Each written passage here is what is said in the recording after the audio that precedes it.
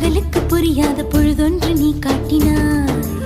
இதயத்தில் நீ இருப்பதனால் நான் தூங்கும் நேரத்தில் என்னுள்ளே தூங்காமல் நெஞ்சுக்குள் வாயாடினாய்.